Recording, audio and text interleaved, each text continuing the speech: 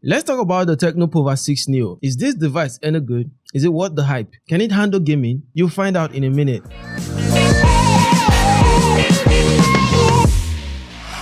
Hey guys, it's King Tech here again with another review video for the Tecno POVA 6 Neo. This device was released this year in April. Three versions were released: the POVA 6, POVA 6 Neo, and the POVA 6 Pro 5G. Right here with me, I've got the POVA 6 Neo.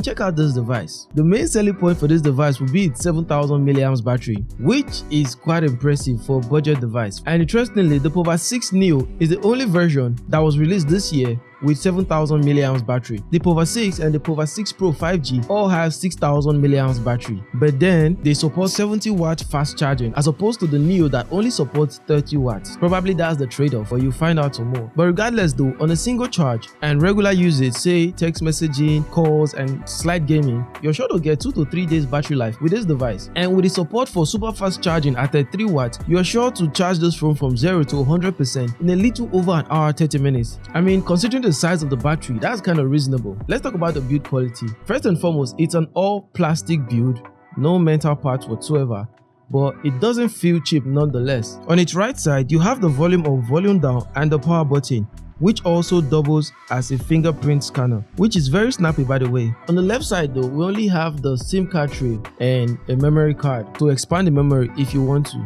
Underneath, of course, is the stereo speaker, a USB Type-C port, of course that dot right there is the mouthpiece, and an audio jack. It's still nice seeing that on a smartphone in 2024. And at the top is no big deal, it's just another stereo output in order to get that balanced surround sound when you're holding it horizontally. On its rear, Tecno went for a glossy finish, which is beautiful, but at the same time it's a fingerprint magnet. Your sweaty hands will definitely get all smudged up behind this time, but slapping on the casing that came with it will definitely save you from all of that. But what about people like myself who love using our phones without casing, especially big phones like this? Tecno, how about us? Well, I guess we'll have to live with it. And also, I don't know why Tecno went for a gaming style design. If you can look closely, maybe they want it appealing to gamers because it's definitely giving gaming phone vibes. Although it can handle some games at an okay resolution, but don't expect super ultra high graphics type stuff. But what it can do for a budget device is more than enough. Powering this device is the MediaTek Helio G99 processor, which is in fact nice to see, with a 2.2 GHz octa-core processor speed paired with the Mali G57 MC2 GPU. You're sure to get some decent graphics and smooth gameplay gaming on medium settings with this chipset. We'll test out some games in a minute. It has a 6.7-inch Full HD IPS LCD display that has a 120Hz refresh rate and can only go as high as 500 nits of brightness, which can be very much okay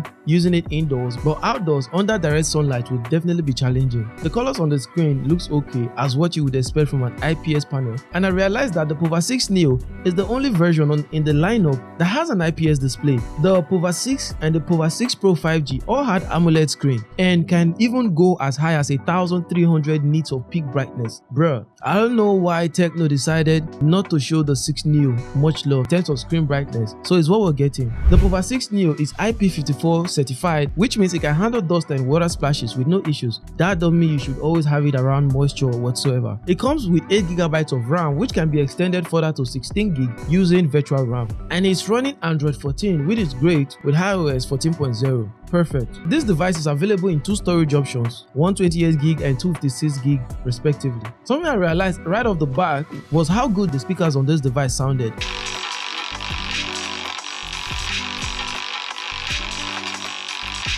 And later I realized that the speaker actually has Dolby Atmos built into it. No wonder it sounded so good. And interestingly, this is the first time Dolby Atmos technology is coming on a Tecno device, and that is definitely a green flag for us who love consuming content all the freaking time on such big screens. And looking at the phone right now, you realize that the phone is quite thick. That is all thanks to the 7000 mAh battery, and it comes in weighing about 220 grams, which is not super heavy.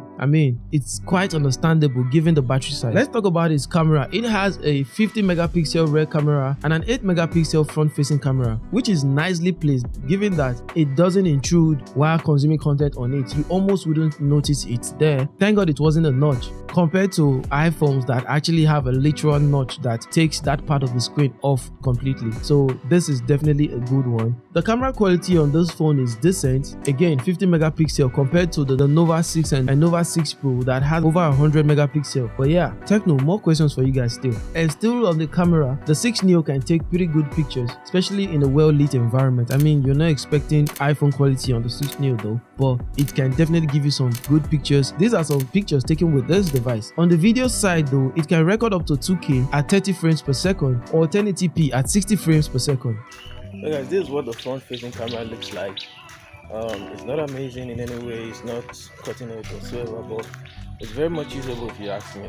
I can use this if I have to. I tried multiple games on this device.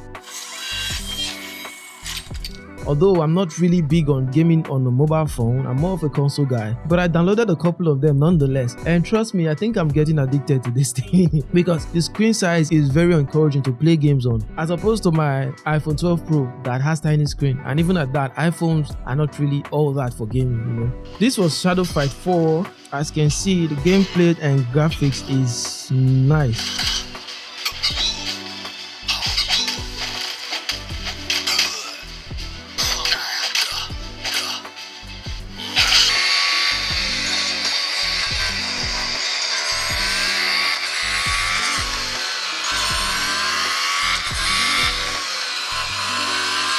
Yeah, at this point, I can tell you for the fact that this is a great device to pick up. If you're in the market for a budget phone that can handle gaming, this is the one for you. Turned out, I gamed on this device for a couple of hours, expecting it to be around, say, below 50% or thereabout. I minimized and turns out that only about 30% battery was gone. And honestly, that's impressive. For its price, the 120 gig version would run you up about 220,000 naira, which is about $150 or thereabout, or 240,000 naira for the 256 gig version, which is somewhere around $170. The POVA 6 Neo has it all and more for a budget gaming device. Honestly, at this price range, I can't complain. In fact, this is them giving us more than we could ask for. And furthermore, let me know what you think about the POVA 6 Neo in the comments below. And that's about it for this device. I hope I'm not missing anything out. And if tech videos like this interest you in any way, do well to hit the subscribe button and like this video because it helps the channel grow. And I'll catch you on the next one. Peace.